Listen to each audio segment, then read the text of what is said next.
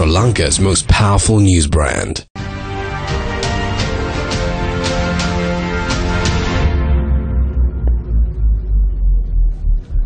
A very good morning to you. You are joining us live from the newsroom at Newsfirst here in Colombo.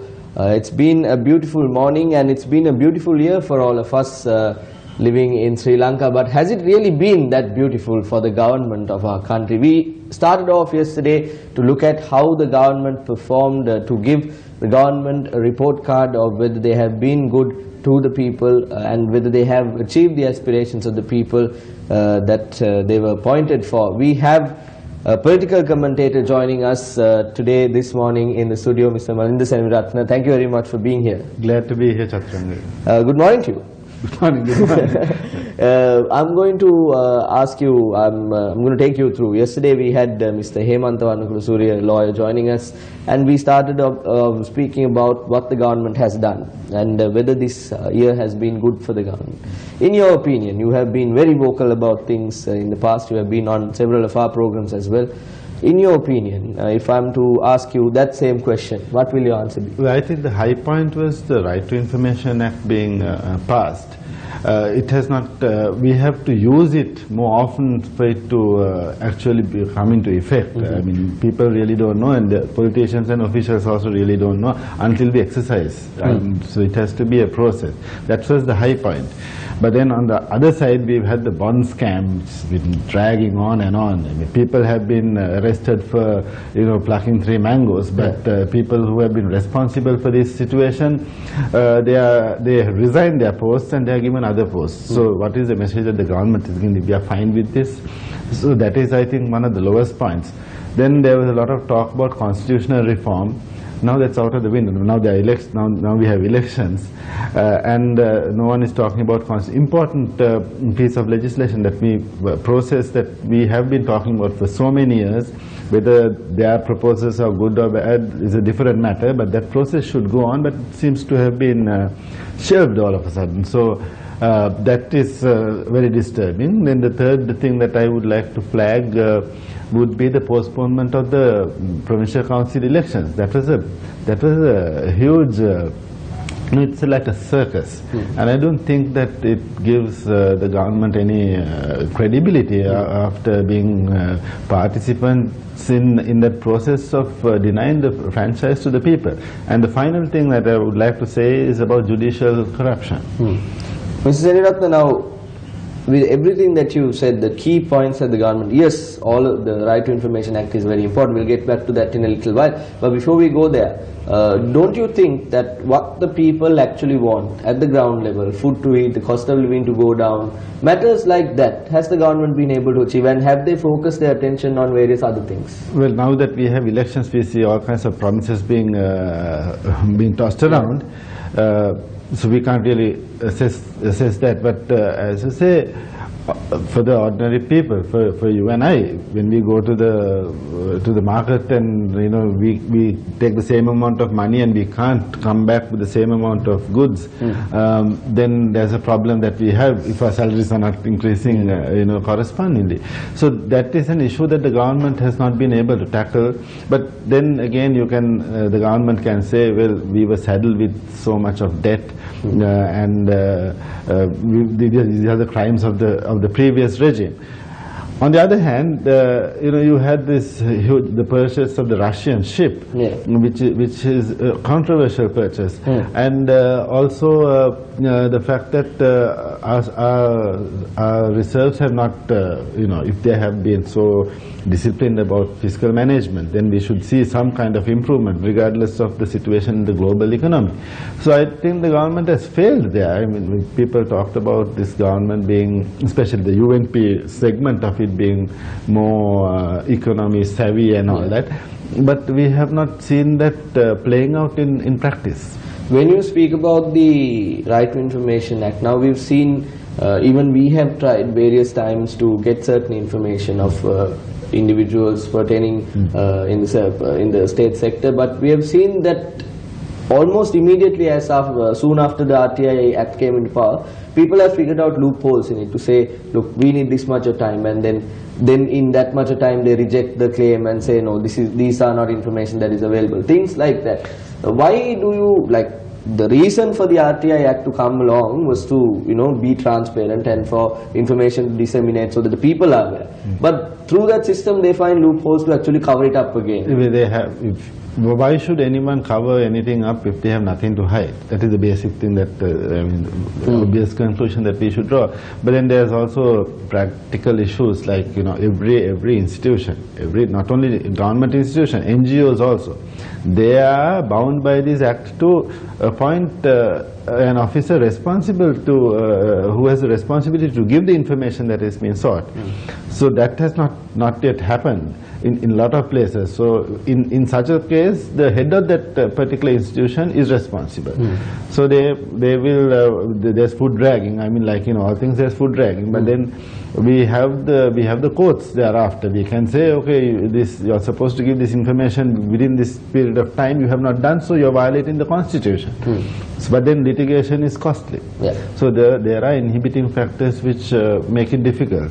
When you take a look at the political situation now, yes, as you said, very clearly promises are being tossed around now, and we see roads being made, culverts being made, all of that happening very fast in these 2 months. That's been the normal case in our country. Anyway, but my question to you is different.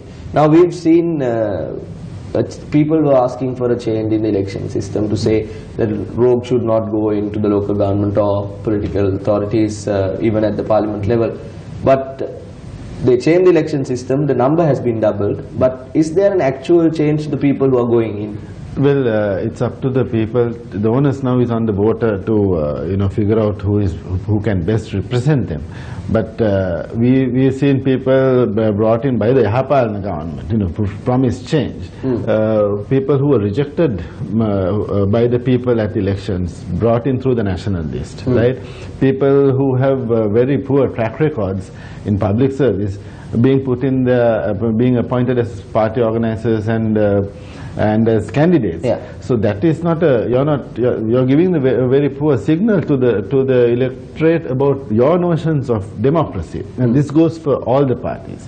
Now we have to understand, since we are having the local government elections it's around the corner, everyone is saying, I saw a poster saying unut gama kaya munut gama kaya apita then gama javi pita then they ate or destroyed the village. These people also destroyed. Now are they asking for now it's our turn to destroy the village? But it's not the JVP's problem. It's across the board, because when you ask for the village, why do you need the village, right? It's almost as if you think that the village should be in the local government body and not the other way around. The local government body, whether it's a provincial, whether it's a Pradesh Sabha or urban council or municipal, it should be within that system. What happens is they take the electorate and the voter, put it into the local government body, and that goes into the pocket of the political party that wins. And the political party is in the pocket of the leader, and the leader makes all kinds of deals with all kinds of other political parties. In the end, the voter is disenfranchised. So that is the political culture that we have, and this government has not done anything to correct that. The onus is on them because they promised change. They have said that things are going to be different, and the Elections Commissioner, to his credit, he has said that you can't be like the Silredi case. You can't. The politicians can't be, opening roads and doing this at this time. When nominations are closed now, you can't do that. Mrs. Seniratna, now, as I told you at the very start, we are going to take a look at the year as well, the 2017 year. We've seen the bond scam, yes, you've correctly pointed out that point, and we've seen the RTI. If I'm to tell you, let's take a look at the government and decide 5 good things that the government has done. Will you be able to do that? I think, sometimes it's very difficult to say these are the 5 things, but then overall we have seen, the positive side of it is that there is prosecution, but there are also delays. right? Then you appoint commissions which sit on forever. Then we also have a situation where we can compare to the previous regime. There's a sense of freedom, a greater sense of freedom. You feel okay to criticize people. That does not mean that we have media freedom. You and I know that. We know that telephone calls are made sometimes, and so the word and deed don't really match. But we can be happy. I don't know how long this honeymoon period is going to last, because when people feel politically threatened, that is when they have lost the ideological hold, then the coercive system kicks in. And we have seen that happening. We have seen heads being bashed in demonstrations. So, but that's a positive, relatively speaking, right? But we don't know for how long. The RTI, definitely. Then we can be hopeful that the Commission on the Central Bank bond issue inquiry, that it will come up with something tangible that people can, so that people know what really happened and who is responsible for this. And so there are processes which we can be hopeful about. Yeah. I'm not going to bet on it, but at least we can hope that maybe something might happen. But hard to say, how to talk about fighting. Yeah, you said this is a happy year, but we had floods, we had devastating floods. We have had development has almost come to a standstill in this country. Someone had mentioned that it took the previous government so many days to finish the war. Yes. This government has taken a similar number of days to build it's not yet complete, the Rajagiri flyover. So whether it's lack of funds or lack of commitment or just inability to govern. Forget the Yaha part of the Yaha Palane. How about some Palane? I have mentioned this in the previous program also. It's not easy. We have to understand that, and we have to appreciate the difficulty of a coalition government that has been made of two political parties that have been killing each other for the last 70 years. So that's not easy. But we need to have some clarity about who is in charge, who is making decisions. You can't be passing the buck. These guys did that, those guys did that. With the voters, the majority of the voters elected a government. Who is in it is not question to the people. It's not our problem. They were elected to govern. Are they governing? Is a question that is being asked. So I don't think that we can be really happy about of the situation. We can be much better, and you can't all forever say we are just trying to manage this with the greatest amount of difficulty because we inherited a really poor structure. That's a cop-out answer. Who is governing and are they in charge? Who is in charge indeed? We'll find out after this break. Stay with us. You're watching Newsline. Welcome back to the show. You are watching Newsline. We are in discussion with an interesting guest, a political commentator who has been very vocal about various matters in the country, Mr. Senaratne. Mr. Senaratne, I'm going to quickly go into where we left off. You said, yes, there is a government. It is going to be hard. The people have to understand that as well.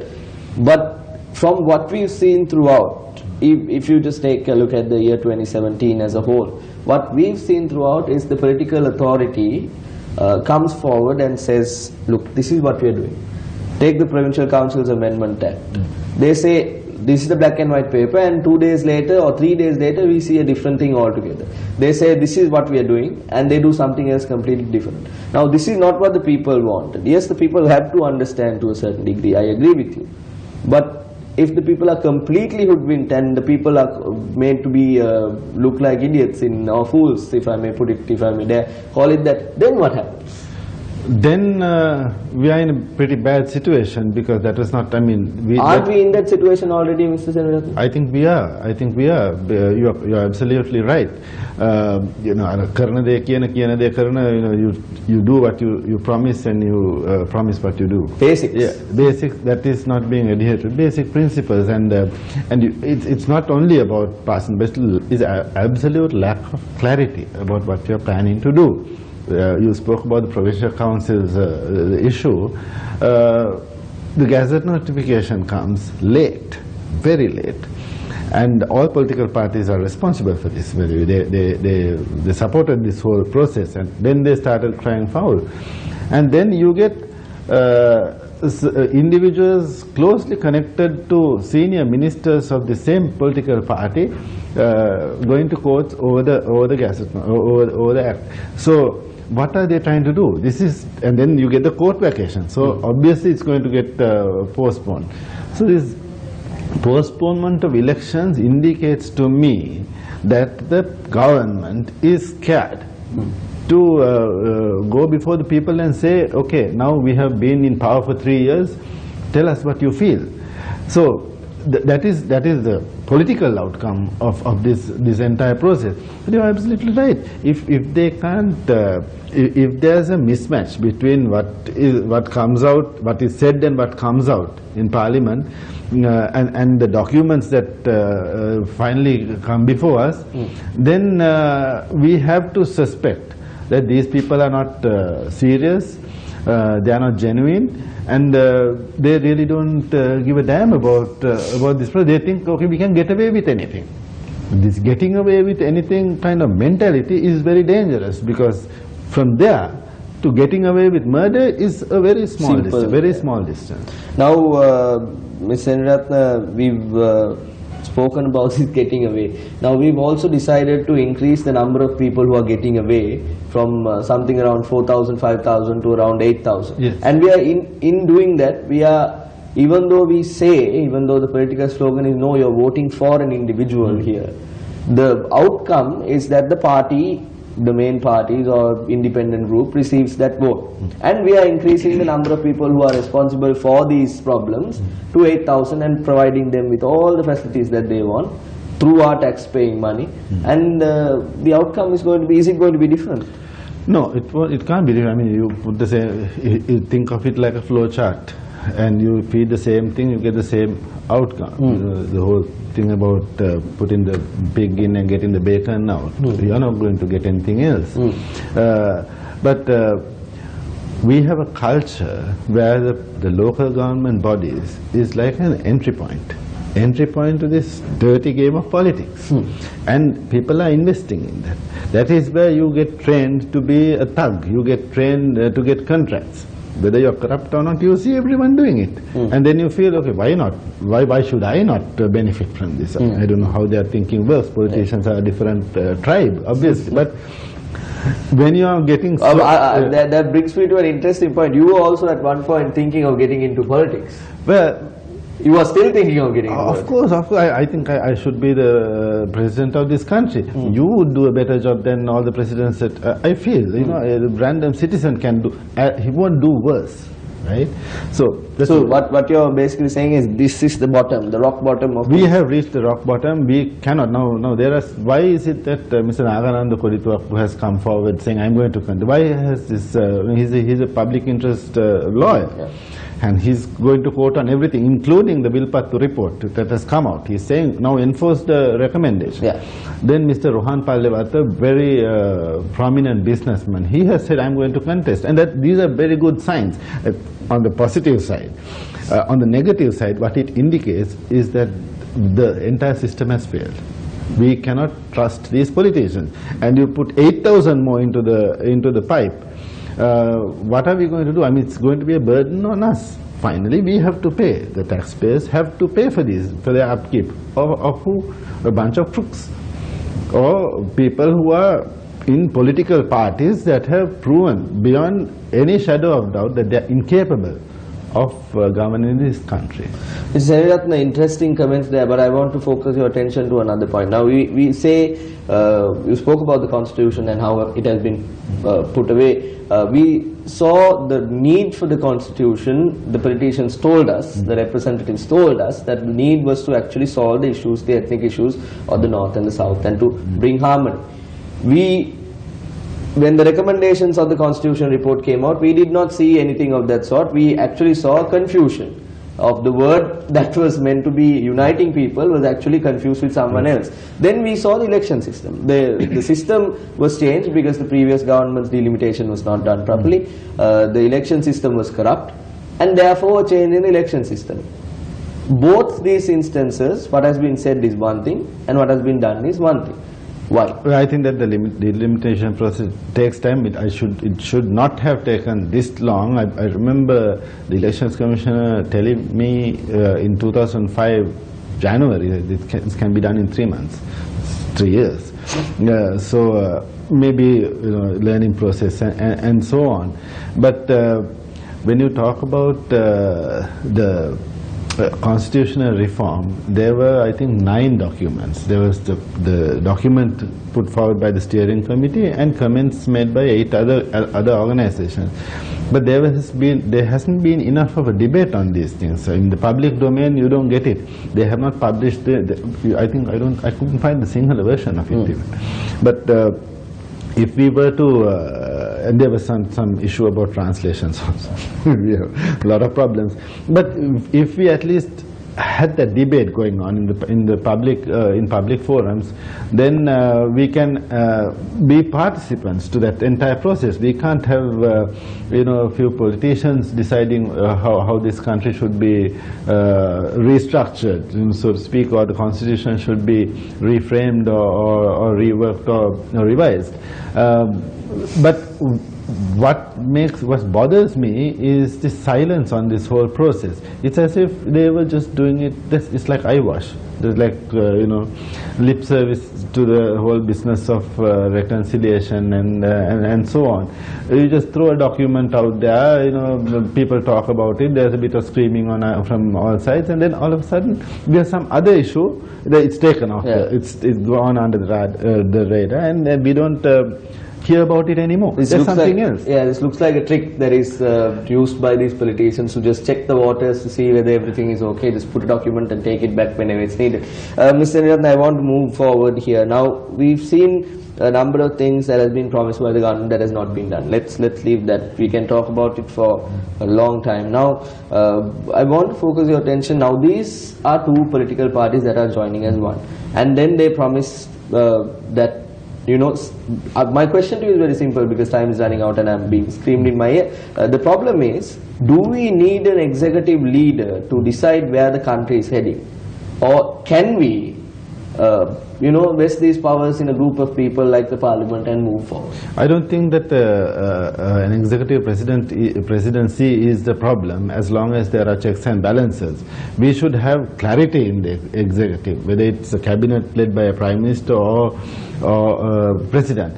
But we should have the proper separation of powers between the judiciary, the legislation, and the executive, which we don't have. But let us not forget that judicial corruption is going to be the most serious problem that we are facing. But that is our last resort, and that has come under cloud, and that is, to me, far more disturbing than all these other political developments that we talked about. We are getting a question from a viewer saying, Malinda is speaking that litigation is expensive. Is it your experience or is it what others told you? Have you gone to court with any cases and found out that? No, I have 3,000 rupees in my bank. I can't afford a lawyer. But Mr. Nagananda Puritop is doing that on my behalf, and I support him. I support him whenever I can in my articles, because someone is out there doing it for me, and I think that's a great thing, that some responsible citizen is speaking on my behalf. The least I can do is to stand up and say thank you. But I mean, it's common knowledge. Money talks. Money talks. I have been to court on enough occasions to know how being poor puts you at a disadvantage. It could just be a simple thing, as simple as a postponement. Imagine someone from Tambuttigama or from Velli Mullivaikal who has to come all the way just to hear a judge say, postpone next 6 months. His problem is on hold for 6 months. Why? Because he can't pay a lawyer who will insist. So that problem is there. So judicial corruption is also going to be a problem for the country in the future, is what your near future is what you're saying. Yes, because I hope that the judges who actually understand that sovereignty is vested in them, that they are like guardians of sovereignty, will stand up and affirm that and clean this system up. That is our last hope. Otherwise, we are really. As the very last question, Mrs. Seniratna, year is coming to an end in 3-4 days, and people have a lot of problems that they are facing day-to-day lives. A message, if some person who has the power to change all of this is watching you, what is your message? Be honest. Be honest. Say what you can do and say what you can't, and do what you can. Honesty is what's lacking in our country. Yes, integrity. Integrity. So, the very final question before we conclude, and people with integrity have come into Parliament, and by other means we have seen that they have actually, being with the group, they have lost their integrity as a whole. And still we see that people like this are coming through the back door into the Parliament, coming through the back door into various other authorities of power. When can we see an end to this? Well, if you remember, Sarath Muttetuga, who was the lone member of the Kalawana from the Communist Party, he was a one-man opposition. He spoke on behalf of everyone, not just his party. So it is not impossible, and I think we have had throughout history people who have risen to the occasion. And I don't think we are poor. I don't think we are lacking in heroes. Maybe the right one hasn't got to the right place at the right time. But let us be hopeful. Thank you very much, Mr. Seniratna, for being here with us this morning on the Newsline. And we hope to see you again on our programs in the future as well, maybe in the new year. Thank you very much for watching. That's all we have for you from the Newsline desk. We'll join you tomorrow as well with an interesting guest like Mr. Seniratna. Thank you for watching. Take care.